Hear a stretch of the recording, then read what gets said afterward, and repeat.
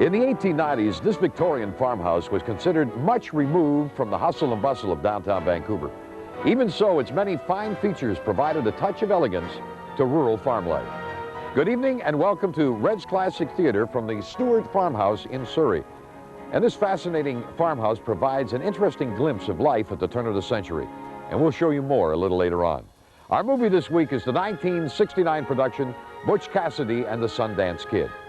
Paul Newman was always the first choice to play Butch, but several actors were considered for the role of Sundance, including Steve McQueen, Warren Beatty, Marlon Brando, even Jack Lemmon. Instead, a broke, unemployed actor named Robert Redford landed the role, and the chemistry between Newman and Redford helped Butch Cassidy become the biggest earning Western of all time. And now here's Act One of Butch Cassidy and the Sundance Kid. We're on location this week exploring the historic Stewart Farmhouse, and a tour of the home reveals a lot about life at the turn of the century.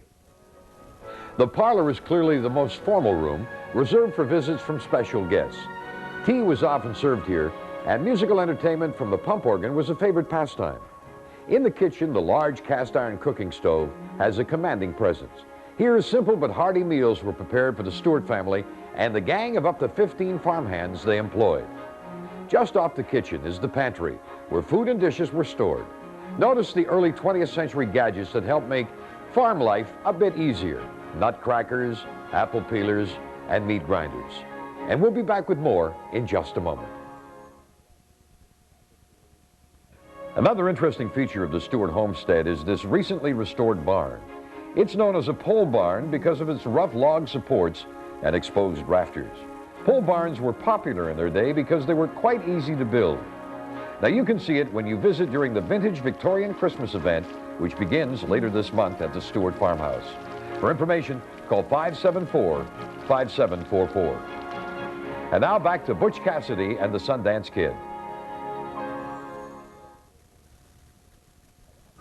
Hope you're enjoying Butch Cassidy and the Sundance Kid on Red's Classic Theater.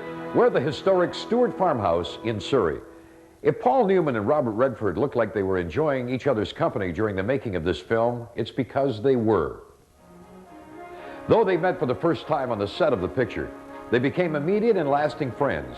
Later, of course, they'd team up again for an even more successful film, The Sting, in 1973. For Paul Newman, appearing in Butch Cassidy was almost like being on a holiday. He'd spent much of the previous year campaigning to get Eugene McCarthy elected as president. He'd also directed his first movie, the critically acclaimed Rachel, which starred his wife Joanne Woodward. And during this time, their solid 11-year marriage became a target for Hollywood's rumor mill. And when the rumors surfaced, the couple took out a large ad in the Los Angeles Times to announce the fact that they were still together. Now let's return to Butch Cassidy and the Sundance Kid. And from the Stewart Farmhouse in Surrey, it's time to look at our mailbag. Recent requests? Well, Russ Leach from Burnaby would like to see Stalag 17 starring William Holden. Martha King from Oak Harbor in Washington requested Anastasia starring Ingrid Bergman and Helen Hayes. And Dinah Vandemat from Vancouver requested Imitation of Life starring Lana Turner and John Gavin. By the way, if you have a movie suggestion, drop us a line. More importantly, if you have an idea for a location, maybe somewhere that you've visited, send along that location suggestion to Red Robinson Television 12 in Vancouver. That's Red Robinson Television 12 in Vancouver. And think of a good location for us.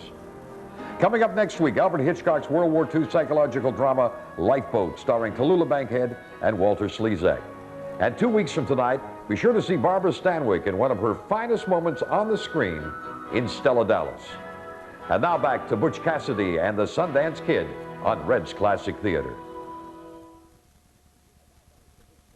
We're featuring Butch Cassidy and the Sundance Kid this week on Red's Classic Theater as we visit the Stewart Farmhouse in Surrey. One of the real heroes of tonight's film was director George Roy Hill. Before filming began, he put his back out, and he spent most of his time directing the actors from a stretcher. And it's while he was on his back that he came up with the idea for the film's ending. With Butch and Sundance in grave peril, Hill decided to end the picture with the characters intact by freeze-framing the final scene. He said he did it because he had no stomach for real violence. As we mentioned earlier in the show, actor Steve McQueen had the inside track on the role of the Sundance Kid but turned it down because of his long-standing dislike for Paul Newman. The feud went back to a disagreement they'd had while appearing in the 1956 movie Somebody Up There Likes Me. Only one issue clouded Newman's otherwise pleasant outlook on making Butch Cassidy. Although Paul Newman and Robert Redford's performances were highly acclaimed by the critics, neither were nominated for an Academy Award. However, the movie did win for Best Screenplay, Best Cinematography, and Best Musical Score. Oh, by the way, the movie of the year in 1969, the Oscar went to Midnight Cowboy. Now let's return to Butch Cassidy and the Sundance Kid. From the Stewart Farmhouse in Surrey, it's time for a movie trivia quiz. William Goldman, who wrote the screenplay for Butch Cassidy and the Sundance Kid, also worked with Paul Newman and Robert Redford on two separate movie projects. Can you name them? We'll be back with the answer in just a moment.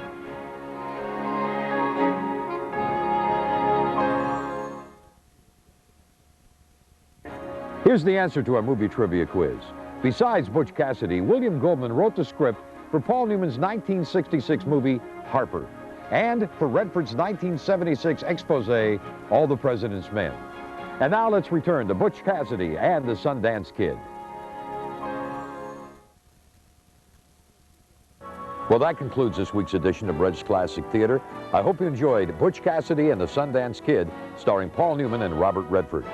Be sure to join us next Sunday night at 9 o'clock on Red's Classic Theater for Alfred Hitchcock's psychological thriller, Lifeboat. This stars Tallulah Bankhead and Walter Slezak. In the meantime, if there's a motion picture you'd like to see, or if you have a suggestion of a location, please write to yours truly, Red Robinson, Television 12 in Vancouver. And our special thanks to the District of Surrey and to Bev Summer of the Surrey Parks and Recreation Department for hosting our show this week.